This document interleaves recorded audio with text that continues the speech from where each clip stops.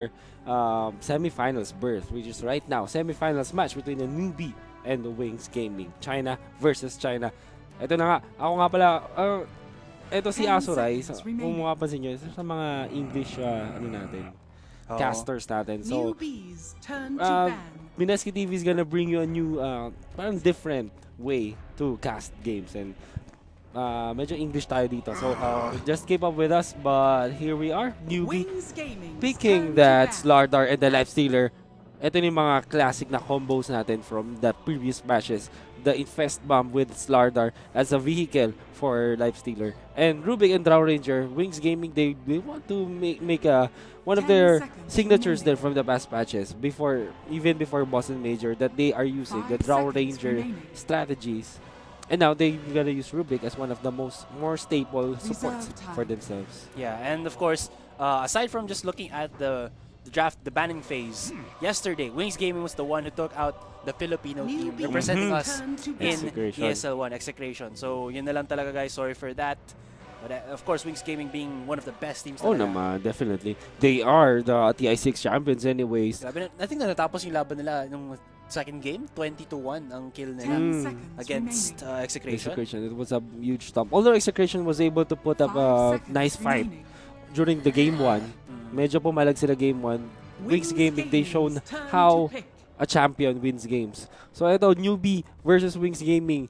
Wings Gaming are looking into winning this series to face off another Grand Finals rematch of TI6 against Digital Chaos. Pero Newbie naman, they want to redeem themselves with their new players. Mga young players actually to mga Newbie.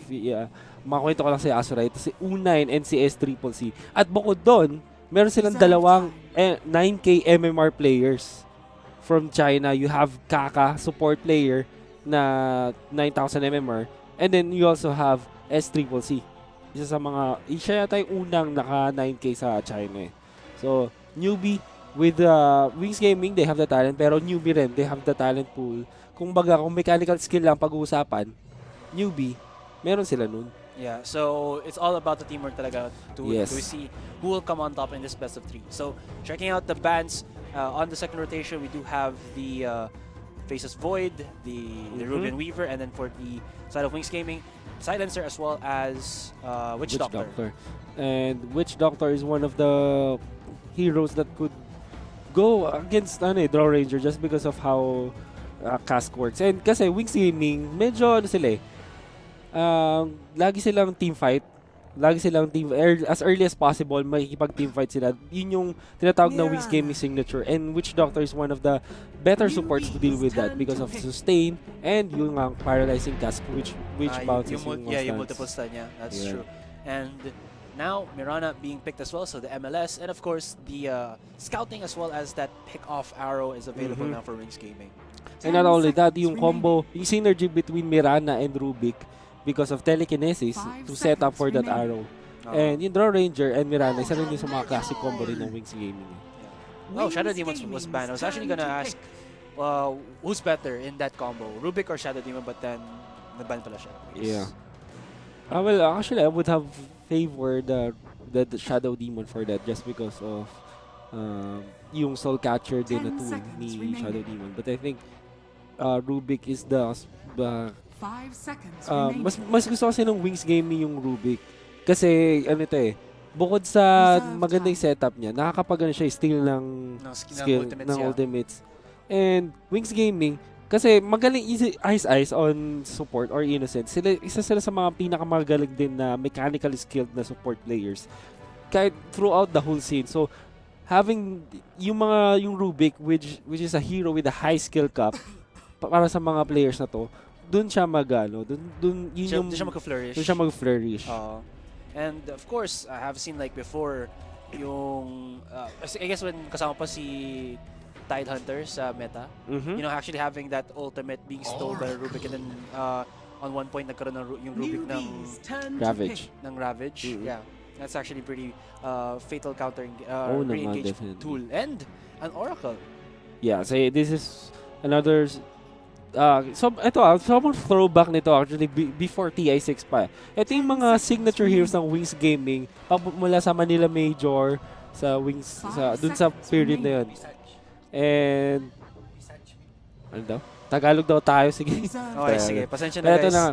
Pero I mean, ito na nga, yung Oracle kasi, ang ginagawa nito is to give a lot of sustain for squishy heroes. We know, ang alam naman natin, Yun sa false promise Draw niya. Ranger at Mirana, isa sa mga sobrang mga malalambot na heroes yan. And kapag meron kang Oracle,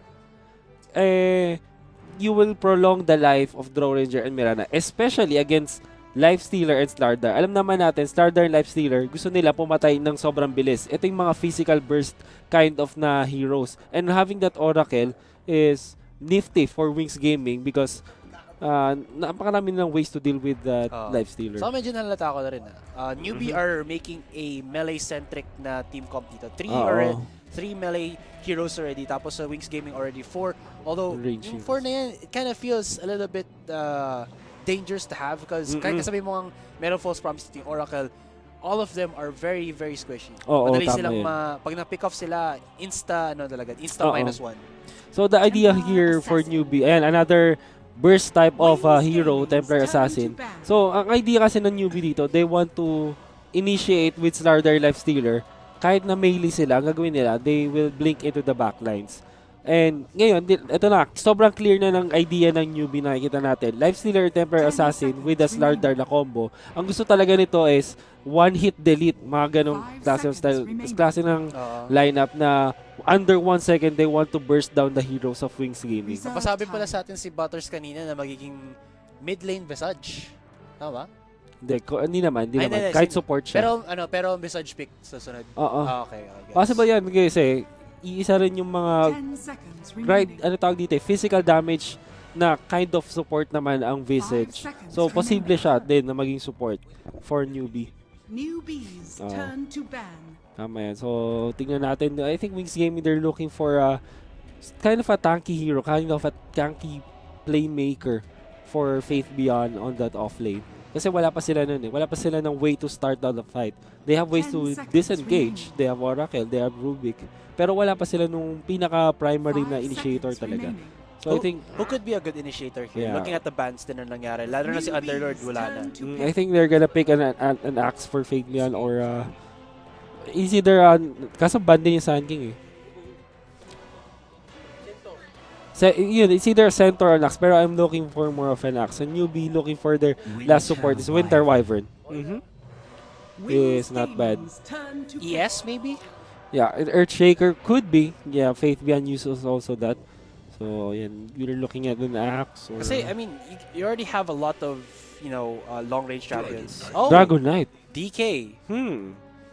Interesting. Interesting. Well, he does have indeed. a stun, but singular stun lang. Oo. Tsaka, well, Dragon Knight is the only melee hero na tanky that can go well with a Draw Ranger strat. Because, alam naman natin, Dragon Knight, pwede siya maging Dragon form, long range. At yun ay amplified, yung damage niya is amplified by Draw Ranger. Hindi ko lang alam kung saan to ililane. So, maybe this will be an offlane Dragon Knight.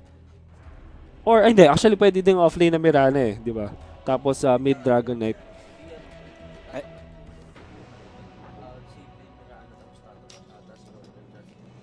Hindi, Draw Ranger safe lane nila. Sama ka na, Butters. Lapit dito. Tingnan natin. Lapit ka dito. Come on. Ikaw yung namin eh. Ito na, may resident na eksperto eh. Expert. Kayo dalawa eksperto. Ako lang dito Butters, play-by-play. Kaya lahat ng ibabato ko, kayo yung magre-reply. Hello? Ayun. Narinig na Narinig ka. Ang ganda Mama, ng nasa TV na ako. Stand in. I'm famous, Mom. I'm famous. Ayun. Okay, anyway, here we go. Papindot po ng F5. Okay, so let's have a rundown of our players. First and foremost, Wings Gaming, starting off with Shadow with the Draw Ranger. And how do you pronounce his name? Blink as the Dragon Knight. Fate Beyond with the Mirana. Ice on the Rubik. And last but not least, Y on that Oracle. And Newbie, you have Kaka on the support Wyvern. S-Triple-C mid Temper Assassin. Faith, support Ogre. And Unan on that carry Lifestealer. And pero hold offlane that thought. KP. Ito na. They go to the start off. And a nice burst, Rage there. Coming out from Lifestealer to save. The presence of mind dun ng Lifestealer ni U9. Napakalupit eh. Kasi hindi mo na nilagyan yung skills niya. Nung nakita niya na may engage na siya, tsaka niya ginamit yung Rage. Yung skill point para lagyan yung Rage na nakatakas pa siya. So usually lifesteal yung inuuna dun eh. Anyway, we're gonna have a really, ito na nga, off-lane Mirana for Faith Beyond and mid lane Dragon Knight for Blink. So yun yung choice of, yun yung naging choice ng Wings Gaming and how they're gonna tackle the laning phase. The battle begins. Definitely gonna be putting this Mirana in a world of hurt. Ngayon ko lang nakita na nagbalik uli si Mirana sa off-lane. Kasi madalas yun nilalagay yan sa mid lane or sa safe lane. Pero mostly talaga mid lane. Tsaka support, yun nga ang sinasabi natin. Pero tingnan natin kasi ang Wings naman talaga kasi kilala sila sa mga unconventional picks nila Sila yung kumbaga, ang sinasabi nga natin, Wings is always one step ahead of the meta. May sarili silang mundo. If you think about it naman, wait, hold that thought. Mahuhuli dito ng onting Oracle natin. SCY. There's a Slithering Crush. There it is. He's gonna connect. And a couple more auto attacks. And he will go down. First blood. Gonna be taken by Faith. And that'll be Newbie starting off strong. As we already... Ito, Ice. Mukhang mahuhuli ka din. Naku po, kakain Faith pinagpapalo. Sumali ka sa fraternity namin. Pero hindi. Hindi siya sasali. Yeah, and Mirana, kung offlane Mirana lang pag-uusapan, perfect na to for 7.0 because of that shrine and ability to pull on the offlane side. So I think hindi naman nothing too bad for Mirana, but you would have mas gusto naman siya nang nasa mid. Pero again, this is Wings Gaming. Lagi nating tatandaan kung merong mga unconventional talaga na kaya nila i-pull off, Wings Gaming na yun. Pero kung isipin mo rin, hindi naman mahirapan ngayon na Mirana kasi tatlong members ng Newbie nasa bottom lane. Isa lang yung katapat ng Mirana dito sa top lane. So, medyo easy na ng buhay niya. The only thing na dapat lang iwasan, pero mamaya na yan, dito si Shadow, pinagpapalo ni Faith yan. Well, the burn is really real, but Slithering Crush cannot follow up as, wala pang Blink Dagger Shepherd dito si KP. At na-stun na talaga ni Sister. Ang kailangan lang iwasan dito ng Mirana ni Faith yan actually is, dapat hindi niya lang pakuwain ng face boots itong live stealer na to. Kasi kapag may face boots na yan, mahirapan na siya. Sabihin natin makapag-leap siya. Kapag ito na, the flank maneuvers going on to Ice. There is the stun, follow up by the Slithering Crush. Couple more auto attacks, the lift up onto the Slardar pair. That's not gonna be enough. Sa pull and a second kill already being netted by Newbie. Pero ito, yung offensive tri-lane dito na ginawa ng Newbie, yung investment na yan, nagiging successful para sa kanila. Kanina, ganito din yung nakita natin sa Digital Chaos.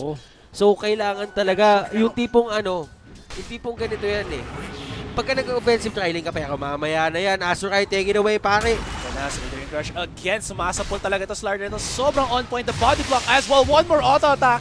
And Newbie is not stopping at this bottom lane. What is Wings gonna do about this? They need to rotate one more hero, but Oracle is actually... Oracle gonna charge it off. There's the stun. Pero connecting, couple of auto attacks, pero kulang. Even with the double damage, alam mo, very talaga napakagandang item kumbaga syempre yung magic stick kasi. What a courier. Yung magic stick kasi, kailangan pa ng skill ng kalaban para para magamit mo. Pero kasi, itong verifier, may plus 2 damage, tapos may 75 HP heal kapag meron ng kailangan i-heal. Yeah, that's more than 2 normal attacks at this point of the game. So, a very utility. Pero ito, pinasok na mga kaibigan. Nice a push. 3-man silence. Here comes the teleport as well. Nako po, sobrang daming puno dyan. Chop dito. Pero sa Ice in a 3v1 situation, Shadow not actually helping out his comrade.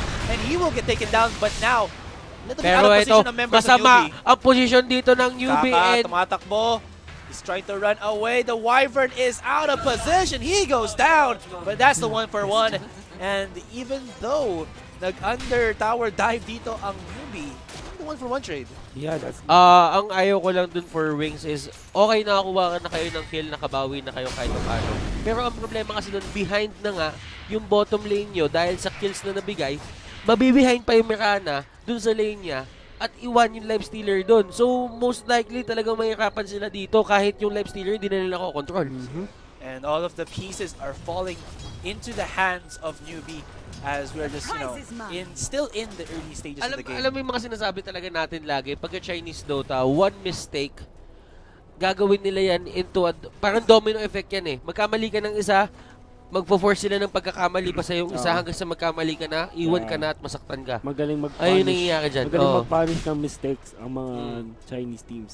Kasi ano nila yun parang calculated. Pero ako nga, kala ko nga yung... But now, wait, why charging up onto Fate there, pero I think he's too safe But they connect another stun onto him, but there's 2 members defending. Fate is actually pretty tanky right now, and look at this, Slardar, KP going in, 2-man stun, but KP, wow, he's taking quite a bit of damage with the Starfall as well. They get the 1 kill onto the Rubik, and they get at least the revenge kill onto the Ogre Magi, pero that's gonna be about it. KP, hindi siya susugurin or hahabulin ralo dito. They didn't have vision of him, so he's just gonna be able to TP away. Actually, masama yung ginagawa dito ng Wings They're committing 4 heroes sa baba, napapatayan pa sila. Which is really, really bad kasi yung Live Stealer free farm dito sa may taas. Ewan ko pero Wings naman to so kaya naman nila bumawi sa Clash If ever may team na magaling sa Clash, I think talaga isa talaga sa mga Newbie teams na kaya mag-adapt mabilis sa mga ganitong situations is that ward actually spotting the rotation from Mirana and pero ito Oracle. Shadow na naman. Hindi ka Shadow, kitang-kita ka. You are the light. Away, pero but yes! The silence was enough! Wala atang bash Walang bash it baby yan wala pa siya ng passives na bash because it's still I think ang drawback naman ito sa Newbie, medyo underleveled sila. Pero they were able to net some kills So and ito actually Draw Ranger, if you put up to 2 points on that gust which is silence, actually 1 lang it would be enough for you to silence and then TP out. Pero ito para sa akin dito, this game, Blink, yung kailangan i-fill na gap dito ni Blink napakalaki since nag-disaster na yung bot lane nila at saka yung top lane nila, siya ang aasahan dito. Sa kanya ibabato lahat ng heals mamaya, lahat ng sustain at magiging supporting cast lang dito yung Mirana at Draw Ranger hanggang makahanap sila ng item nila. And for me, the timing window for Wings Gaming to actually take over this game is quite early as compared to Newbie. Because of how Dragon Knight Mirana and Draw Ranger works. They have the better siege lineup because of the precision aura from Draw Ranger. And of course, Dragon Knight with his ult. Sobrang lakas nila mag-push. Does it still work ba? Kasi before, alam ko yung Dragon Knight na first level ultimate, may poison yun, di ba? Gumagana sa towers yes, pa rin. it does. Gumagana pa rin. Pero ito kasi yung nagiging problema na nila. Sinabi ko nga kanina, kailangan lang iwasan ng Mirana dito is makapag-Facebook yung live stealer. Kahit makapag-leap ka kasi, mahahabol ka pa rin. Kasi level 1 leap isn't that isn't that far. Hindi yan yung tipong gusto mong maabot Pero kaya-kaya ng Facebook, open wounds invest, tapos open wounds, tapos Facebook, habol na habol ka dyan. Bilis na tumakbo yan Runner yan So, I actually liked about Wings. Nagpakita lang sila sa bottom lane. That didn't look like it was gonna be a real engage. Just of the, parang iwanan lang ng onti ng Newbie yung wave na yun. So, hindi sila makapag-deny. And then, allowing the Draw Ranger, Shadow, to actually get himself at least a couple of CS. I think dito 10 minutes in or 12 minutes in, may kita na natin kung tutuloy-tuloy pa to. Newbie will have total map control dito. Kita mo naman kung paano sila galawan. Actually, itong dalawang support sila sa baba sa Newbie, walang wards to. Hindi sila nakalagay ng wards. Look at the warding for Wings dito. Lahat papasok sa kanila. Pero yung sa Newbie, lahat din sa side nila. So talagang very ballsy dito. Yeah. At alam nila na lamang sila, kaya talagang mag-aasim sila dito. Arcane Rule will be used for Dragon Knight and I think he will use his ultimate para lang masulit yung mga cooldown reduction na meron siya. So again, I think magkakaroon na ng push enough. Actually, he used that Dragon form now. Kasi I think, lalo na pag nakaganitong form siya, malalugi dito yung TA. Definitely. Because of the poison The tick onto the refract will definitely hurt them. Kaka though, taking quite a bit of damage from the tower as well as, wait, ito na! Nandito na si Blake, goes in with the stun onto the Slardar, lots of burst damage, but Cold Embrace will be saved. Pero ito nakastuka pa rin and the poison the damage! Another stun! Habol lang siya and that's gonna be at least a hard-earned kill for Wings. Hindi re-engage on Newbie dito, they don't know what to do against that. Ito ang sinasabi nating mistake ang domino effect. Tignan nyo. Ginamit ni Blink yung dragon form niya sa mid para harasin lang si SCC. Ang problema, nag-engage na naman sila sa baba habang naka-on yung dragon form. Ang ginawa nito ni SCC, ay ginawa nito ni Blink, sabi niya, uy, merong chance ang paggamit ko na mas maayos tong dragon form ko. Pero hold that thought mga kaibigan, Enrage negates, nanenegate ng, nanenegate, Dispel. nadidispel Ng ano yun? Anong tawag din sa build ko yun? Fortune's, ano ba? Fortune's End. Fortune's End. First Yung skill first ni skill Oracle. ni Life Stealer, yung Enrage. Ni Oracle. So, easy lang tayo dyan. Wala magkakapatayan dito. Although, medyo nagiging madali yung buhay dito talaga ng Life Stealer And actually, Dragon Knight will have his dragon form up right now. And he will use it again because of that. Naka-arcane rune kasi siya kanina. That's why he used it. Alam mo sa draft talaga ng Wings, I was actually expecting a mid lane Visage. Pero kasi tingin ko tama lang din yung ginawa nila. Kasi Oracle, yung base damage ni Oracle as support, tapos range hero, parang siyang Witch Doctor na mataas din eh. Pero eto nga, nagulat lang ako, sabi ko hindi pa nila gagamitin. Pero the arrow hits SCC dito, pero Blink, tingnan natin. It does have the Dragon Knight, Dragon form activated, but will it be enough? There's Meld. Ang lakas ng damage nila dito sa Dragon Knight. He's gonna get taken down. And Fate, isa pang auto-attack, but no! The clutch save from the Winter Wyvers. Sumabay pa sa sidelines. Ang isa nilang member and Rubik to be another collateral here for Wings. Grabe what is Wings doing. This is not what we expect from them. 3 to Very 7 sloppy. I think they have overestimated the tankiness of the Dragon Knight. And Temper Assassin is one of the better heroes to deal with a Dragon Knight at this stage of the game. Because of Meld Strike and Magiging problema talaga kasi dito ang TA for the side of ano yun. Kasi For the side of Wings eh. Tignan nyo yung damage output nitong Wings. Wala naman damage overtime dyan eh. Ang nag-isang damage overtime dyan, yung Dragon Knight. Kaso ang problema, kung hindi din naman may pagpaluan yung Dragon Knight, and tandaan nyo, ang Meld may minus armor yan. Sabi sabihin, if ever may pag 1v1an ka dyan, or nasamahan mo yan sa clash at nagipagsabayan sa'yo yan, magkakaroon siya ng advantage mo na Dragon's Blood, mawawala dahil nga merong minus 5 armor. Oh, tapos may bonus damage pa yung refrag. yes. Yeah, so, again, TA is one of the better heroes to deal with. Plus, if you actually think about it, walang masyadong mobility dito ang Wings, and this is actually what's going to happen is straight up, lalakaran lang sila. Yeah. And this gonna stampede all over them. Pero ito nga talaga kasi yung pinaka 1-2 punch ng Dota dati yung sa meta. Two patches ago, Templar, then Slardar. Yun lang ito yung pinaka 1-2 punch nila. Ang gagawin lang yan, bibili lang ng Deso, pero mamaya na. Grabe! What the heck just happened there? The damage onto the Winter Wyvern, and he explodes! There were at least 3 nukes used there by Wings Gaming. Unang-una, Breathe Fire. Pangalawa, Fade Bolt from that Rubik, and that stolen Splinter Blast to help burst down that Winter Wyvern so fast. I think maybe dagger na ba dito yung Wala pa. Alin ba? yung Slardar? Does he have? Pero nahuli And na the dito. damage coming out from Templar Assassin, mga kaibigan, napakasakit, Kuya Eddie. Parang detuloy na lang na Hindi, papel ito dito lang ang kasi ano eh, ang ito Wings lang eh. din kasi magiging problema niyan eh. Sabihin natin tumaba lahat tong Wings ha. Blink Sabihin natin, Dagger in the na late ako. game, alam mo yung pinaka-edge ng Newbie na may nahawak nila against dito sa Wings is yung Winter Wyvern.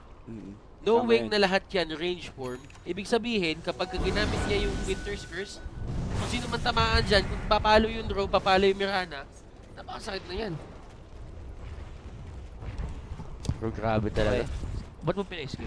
Kasi naka-focus tayo dun sa creep eh.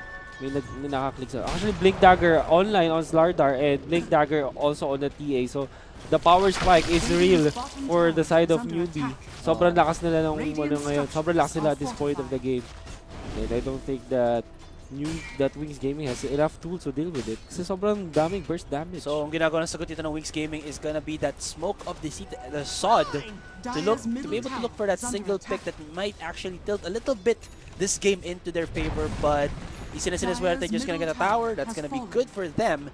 At the same time, wala naman doon ng Newbie. They're looking for the bottom lane just to clear out that tower as well as the top lane. Na nandun din si TA, and TA I think already has enough items to maybe push that slowly but surely. Well, ito nga ang sinasabi natin dyan. When you have a DK, kailangan mag-push kayo ng towers using Dragon Form. Kasi sobrang effective niyan against ganito sa mga objectives. It's a step in the right direction, pero it's not enough. Ngayong Definitely. grabe na yung binigay nilang farming ng farm space dito sa Newbie.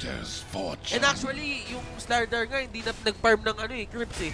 Ang pinarm yung throw eh. Heroes.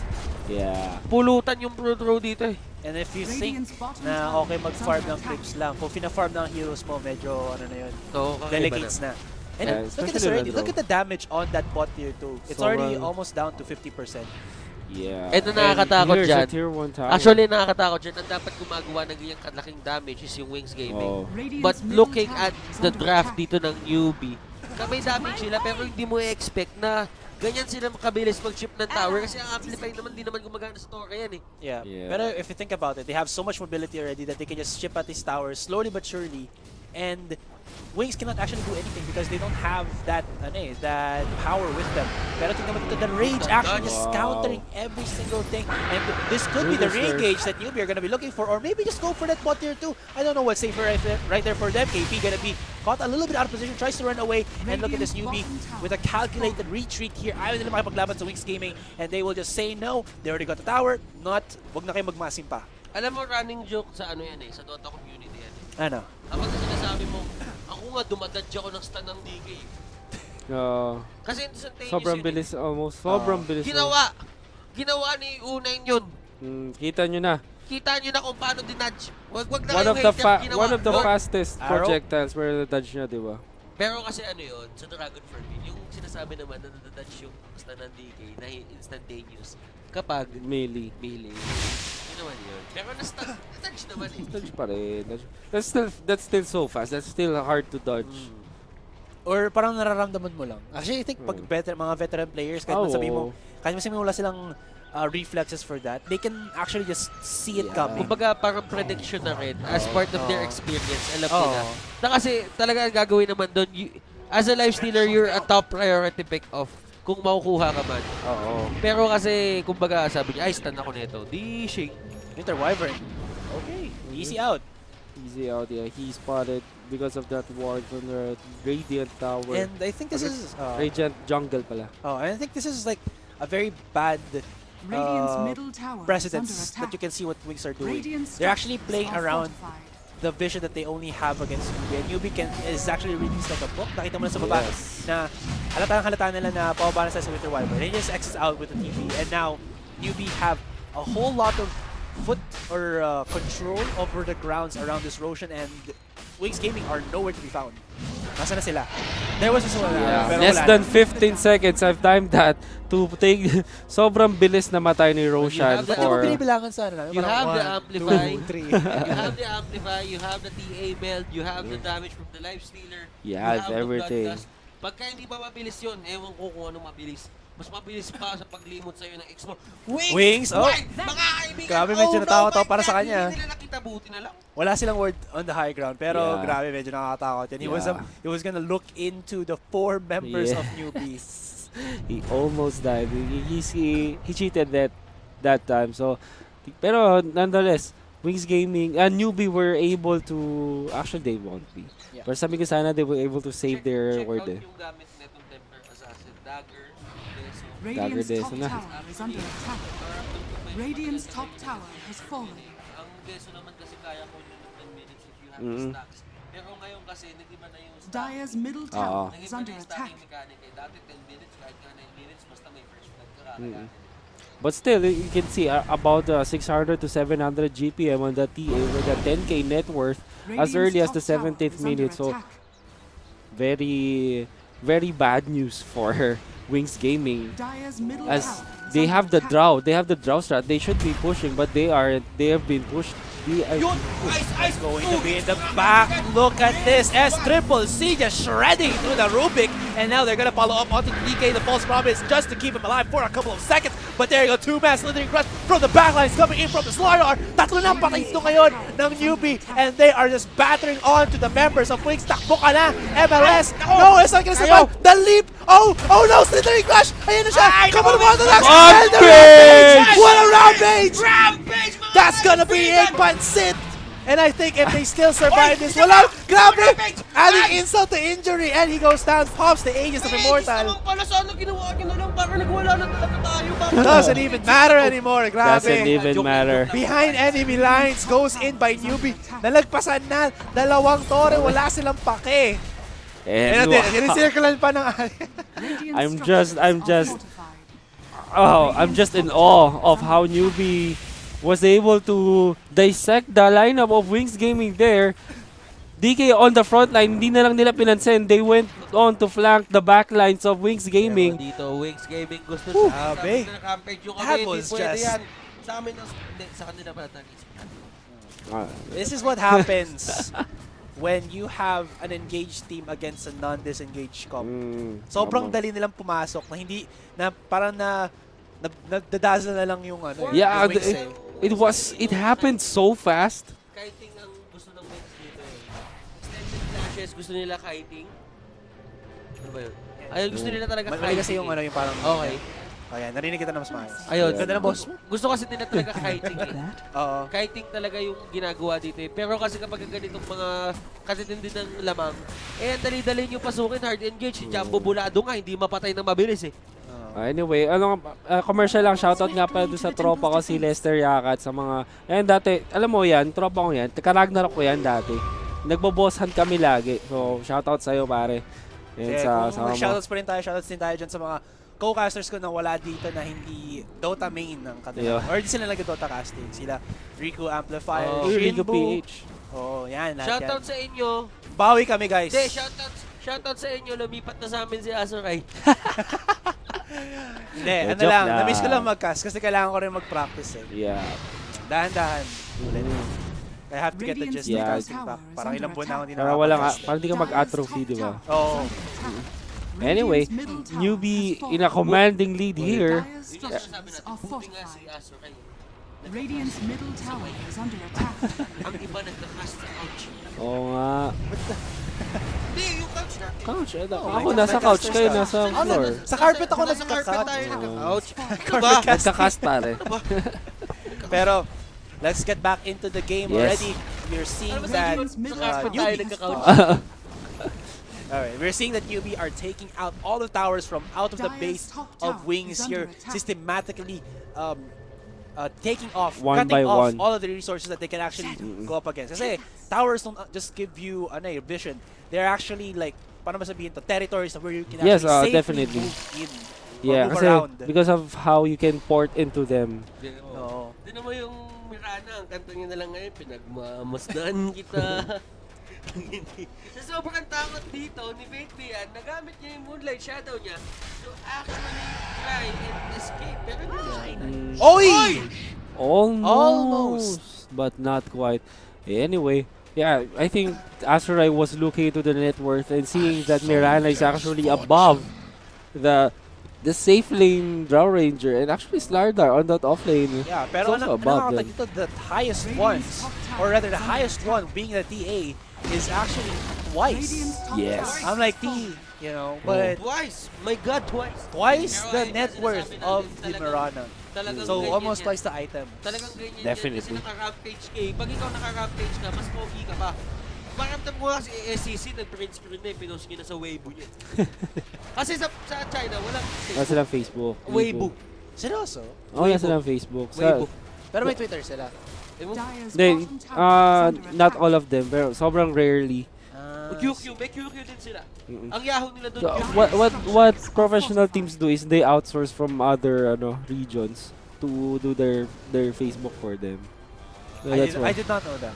Yeah, kaya kung ako, kasi ako, kung hindi nyo natatanong, nagbabalita kasi ako sa mga ganyan. I'm a news writer kasi ako. So, lagi akong hirap kumuha ng scoop sa Sa China. sa China. Kasi I have to browse through Weibo. Tapos, nagko-contact pa ako ng translator. Dapat kumuha ka Saan? sa ice. Mas masarap ang scoop ng ice cream. Oo naman, sarap yun. Ano ang favorite ice cream flavor nyo? Kayo guys sa Twitch chat, ano ang favorite ice cream flavor nyo? Ako Basta ako. Ube daw si Basta Jenny. ako. Oh! Oy! up, Oh, up, Oy! up, Oy! up, up, Oy! up. Oy, ang dami Ayun. niya. Ayun. Sa akin, dati cookies and cream, ngayon nagdo-double dutch na ako. Oh, ako buko pandan, to be honest. Ikaw, Parang- butters?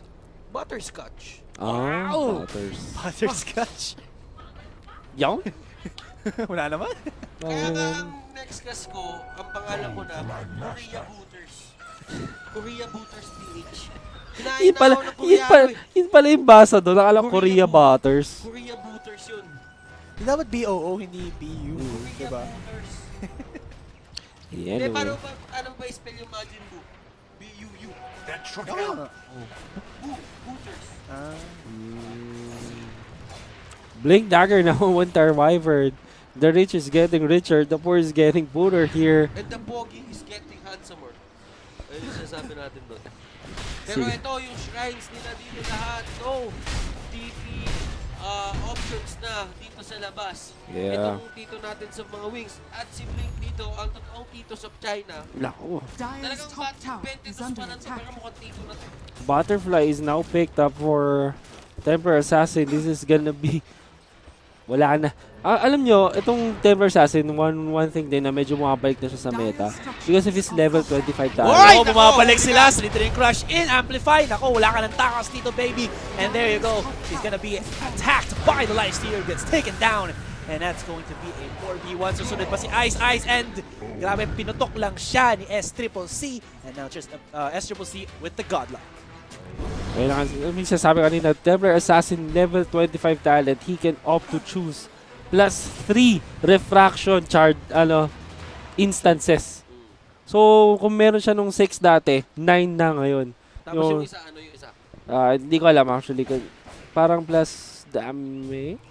And that just means na kung nag-level 11 na dito yung ating DK and he actually went to the the Blue Dragon na. Blue Dragon. Wala na siyang DPS, so he can't really just shred through that refract anymore. Tama yun. Kasi those 3 actually very big. Alin? Alam ko nag-i-stack na yung tatlo. Anong tatlo? Pero mamaya na mga kaibigan. Oh, Yun na lang. Well, goes down. From my perspective, kasi medyo matagal lang din nag-DK. Yung ano? Sa pagkakaalam ko yung poison. Nag-stack na. Sa Naka-carry over. Okay. Sige. Oo. Pasensya na po, guys. Hindi. Hindi, tama yun. Tama naman yun. Naka-carry over yun. Kaso that's one instance per second. Ilang atake ba magagawa ni Dragon Knight? So, the thing is, Templar Assassin, even with that, kasi wala naman talagang, aside from that, wala nang other DPS ang Wings Gaming. So, that's gonna be a huge problem pa rin for them. And I think the only silver lining or shining light na pwede siguro ditong gawin is this, to look for the fights because they cannot fight on the terms of Newbie. So they have to make something of their own. And, well, hindi sila siniswerte, but props to them for actually having that insight, the veteran status to know what to do even on a lower standpoint of the game. Kung kung lugi ka na, mag-try ka maghanap pa rin. Alam mo kasi sila, itong mga Chinese na to, kapag malamang nakakalaban, ang ginagawa kasi nila, nag-risk sila. Oo. Kumbaga kasi ang mentality lang nila dito is, bakit pa tayo hindi mag-risk? Matatalo din naman tayo kung hahayaan lang sila itulak yung mga towers natin. Kasi wala din naman tayo magagawa. Plus, I think, Maghanap na lang tayo ng mga pinipisit natin para makabawi tayo ng team. Parang inaalagaan mo ako.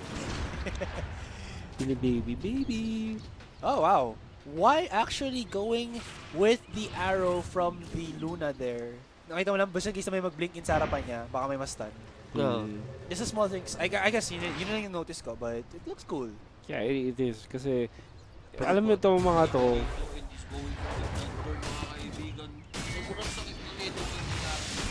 yes. And no way for Wings Gaming to purge off that. Wala pa silang BKB. They don't have also the Manta style, and actually Arrow will connect. Nagsitakbuhan sila doon sa arrow. Nga eh. Nag-triplakan sila ng Alam mo sarili ano nila. yun, kung ano tawag doon sa newbie. Ito mga newbie kasi, mga dilawan to. Nakita nila, uy, DDS araw, takbo! Eh, tinamaan si Japo Burado. Oh no, Ice. Here comes the delivery. That's going to be the lifestealer. Pero, hey, what happened there? Hindi mo na nakita? Una-una, nag-ghost form. But it was to die. Oh! Mamaya, makunat ka pala. Masyado kang makunat. Sliver of HP trying to run away, but look at this from the backside. Again, the Templar Assassin just doing the work onto the backline. Players of Wings here, papasukin pa sila dito sa base. Wala na silang pakialam. Goes for the one. Only Luna is there, and there you go. Good game, well played. First game, gonna go into the hands of Newbie and Wings. What are you gonna say for that in game 2? Wow, I think Newbie, hindi naman sila, it's not an out draft, it's an out execution. with Newbie, they knew that the answer to a Draw Ranger strat is to push against magano ka aggro tri-lane ka against a Draw Ranger, and they executed that aggro tri-lane so very well. They were able to net so many kills for against that Draw Ranger. Sobrang pugo kumbaga. Pugong-pugo in Draw Ranger. And there was really no safety for any of them actually. Because how squishy their heroes are. Oh. So I think Wings Gaming full investing on that Draw Ranger strat, medyo it backfired for them. So ito, sa inyo guys, sino MVP na makikita nyo for Newbie? I think Sa akin siguro yung Winter Wyvern. yeah, Winter Wyvern. Para sa, okay lang sa akin yung Winter Wyvern kasi, pero ang problema kasi hindi niya talaga nagawa yung pinakatrabaho niya. Ano ba yung pinakatrabaho niya? Ang pinakatrabaho niya dyan is to, pagka kunyari nagkaroon ng close team fight, yan yung pang close out nila yung Winter's Curse. Yung Winter's Curse, ginagamit na lang nila, pang huli na lang kasi hindi na nila kailangan. Tatakas yun, Winter's Curse ko na, baka To be fair naman sa Newbie, they didn't really have a close team fight talaga kasi wala na magawa yung Wings Yeah. So I think if pero sa akin talaga ang pinaka ang pinaka MVP para sa akin dito is yung Slardar. Kasi KP on that starter. KP, nakita niyo naman kung paano nila binugbog. Lagi siyang nasa lead Kumbaga alam niya kung paano papasok, kung kailan magbaba, kung kailan hindi pwede. So kumbaga talagang talagang bayad na bayad si KP dito. Dito naman sa Wings natin. I mean, kahit manatalo sila ng sobrang brutal ng Newbie dito, what do you think who's at least the MVP who tried to get them back into the game? Si DK. DK was the one who actually tried to make the kasi plays. Nakita mo naman kanina, 'di ba? Yung third time na engage nila yung Draw Ranger, meron siyang presence of mind na naka-dragon form ako, syempre TP na ako sa baba.